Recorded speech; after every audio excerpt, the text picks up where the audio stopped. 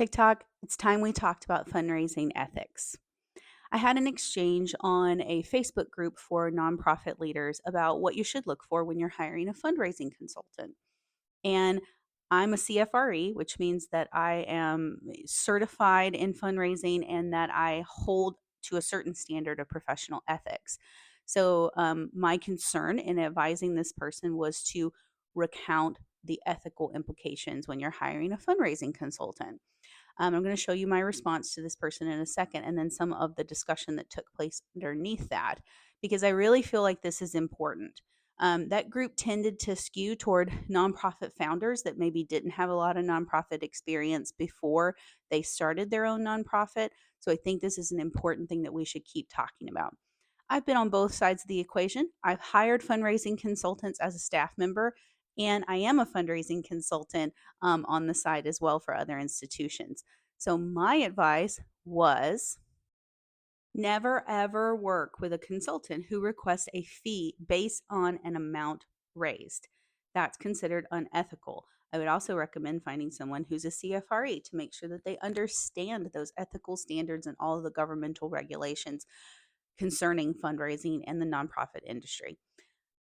And the response I got from someone else, not the original poster, and I have blacked out the person's name to protect their privacy, is what makes this a fee based on an amount or a percent of total raised unethical? Do you think it might lead to unethical behaviors on the part of the fundraiser? And is if a nonprofit's just starting out, isn't this the easiest way to make sure that they get paid? And here's my response. I kind of thought that the poster was asking this question in good faith. So I said, yes, percentage based pay could incentivize unethical and predatory behavior on the part of that fundraiser.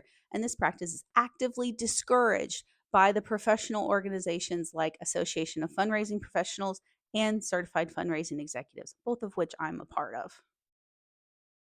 Now, her response was surprising to me because, again, I thought that she sort of asked this question in good faith. So she says, Oh, so it's best practice, but still okay if the nonprofit hires somebody who has integrity and will remain above board. That is not the case, party people. Um, this is still not okay. Even if you've hired somebody who is ethical personally, it's still not a good way to build trust with your donors. And it still opens the door for unethical practices, even if the person doesn't intend it. So, while generally speaking, I don't engage in a lot of back and forth on the internet, I don't like to get into debates or arguments with people. But given my position in the professional organizations and the certifications I hold, I kind of could not let this person have the last word in this situation. I had to reiterate that this practice is not okay. So, I posted a link from the Council of Nonprofits and the Association of Fundraising Professionals. They agree. And here's a quote. What practices are not considered ethical? The AFP and National Councils of Nonprofits. Compensating fundraisers by paying a commission on contributions is not ethical.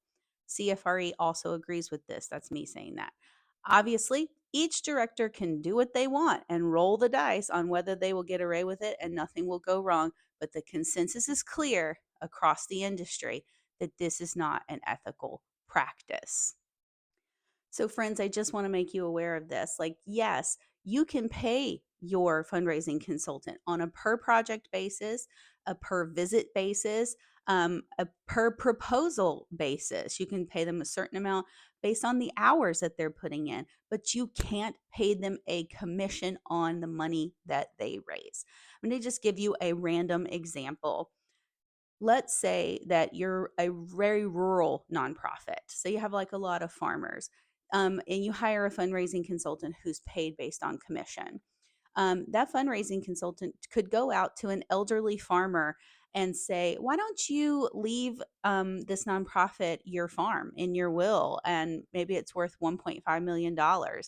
And that fundraiser basically takes advantage of this person's age and subtly manipulates them into contributing this when maybe that's not the best solution for them, or maybe they didn't bring all the family members to bear into the discussion. And then they're paid a commission on that planned gift, on that legacy gift, or if it's a retained life estate, it's irrevocable. So that would be $1.5 million that that fundraiser would get a commission on that could potentially be damaging not just to that one person, that donor, but to generations of this family that may have wanted to do something else with that piece of property. So this is unethical.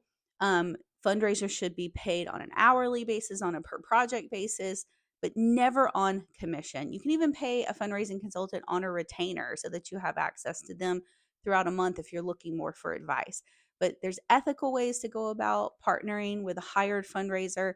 And it doesn't matter if they're on their staff either. You can't put that in a contract either. You cannot pay fundraisers based on commissions or percentages of what they raise. You have to do it another way that's cleaner and does not incentivize that fundraiser to take advantage of people. So I just want to be really clear and make sure that all these new nonprofit founders in the industry are understanding the complexities of this and that they're not willing to do like this person that I was having those discussions with and chalk it up to, oh, it's best practice, but of course I can do what I want. No, you can't. You're taking a huge risk with your nonprofit and you're taking a huge reputational risk with your nonprofit. So there are legal implications here and reputational things. So if you want your nonprofit to build trust with donors and survive in the long term, you have to follow these standards of ethics because they're there for a reason.